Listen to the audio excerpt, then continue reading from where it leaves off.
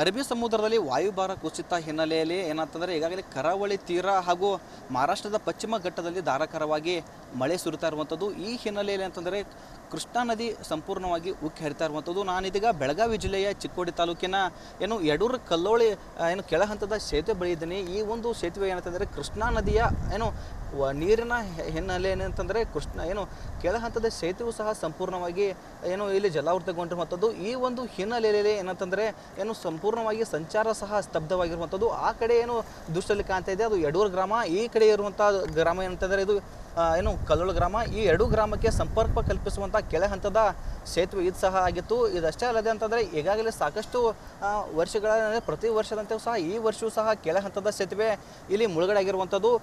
ಪ್ರತಿ ವರ್ಷ ಬಂದಂಥ ಸರ್ಕಾರಗಳು ಕೇವಲ ಏನಂತಂದರೆ ಇಲ್ಲಿ ಕಾಮಗಾರಿಯನ್ನು ಸಹ ಮಾಡ್ತಾ ಇದ್ದಾರೆ. ಕಾಮಗಾರಿಯೂ ಸಹ ಇಲ್ಲಿ ಸಾಕಷ್ಟು ರೀತಿ ಅನುದಾನ ಬಂದರೂ ಕಾಮಗಾರಿಯೂ ಸಹ ಇಲ್ಲಿ ಕುಂಠಿತವಾಗಿರೋದನ್ನು ಸಹ ನೋಡ್ತಾ ಇರ್ಬೋದು.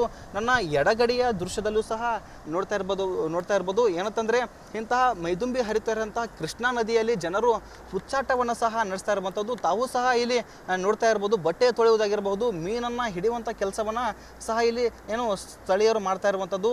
ಏನಂತಂದರೆ ಸಾಕಷ್ಟು ಸಲ ಜಿಲ್ಲಾಡಳಿತ ಈಗಾಗಲೇ ಅಂತಂದರೆ ನದಿ ತೀರದ ಜನರಿಗೆ ಒಂದು ಎಚ್ಚರಿಕೆಯನ್ನು ಸಹ ನೀಡಿರುವಂಥದ್ದು. ಯಾರೂ ಸಹ ನದಿ ತೀರದ ನದಿಗಳಿಗೆ ಇಳಿಯದಂತೆ ಸಹ ಎಚ್ಚರಿಕೆ ಸಹ ನೀಡಿದರೂ ಸಹ ಇಲ್ಲಿ ಜನರ ಹುಚ್ಚಾಟ ಸಹ ಇಲ್ಲಿ ಮುಂದುವರಿತಾ ಇರುವಂಥದ್ದು. ಇಲ್ಲಿ ಒಟ್ಟಾರೆ ನೋಡ್ಬೇಕಾಗಿತ್ತಂದರೆ ಕೃಷ್ಣಾ ನದಿಯಲ್ಲಿ ಪ್ರತಿ ವರ್ಷದಂತೆ ಈ ವರ್ಷವೂ ಸಹ ಪ್ರವಾಹ ಬರುವಂಥ ಆತಂಕ ಸಹ ಇರುವಂಥದ್ದು. ಈಗಾಗಲೇ ಚಿಕ್ಕೋಡಿ ಉಪವಿಭಾಗದ 7 ಕೆಳ ಹಂತದ ಸೇತುವೆಗಳು ಸಹ ಮುಳುಗಡೆ ಆಗಿರುವಂಥದ್ದು. ಚಿಕ್ಕೋಡಿಯಿಂದ ಕ್ಯಾಮ್ರಾಮ್ಯಾನ್ ಮಹೇಶ್ ಜೊತೆ ಪ್ರಶಾಂತ್ ಸತಿ, ಅಶ್ವಯೋಗ ನ್ಯೂಸ್, ಚಿಕ್ಕೋಡಿ.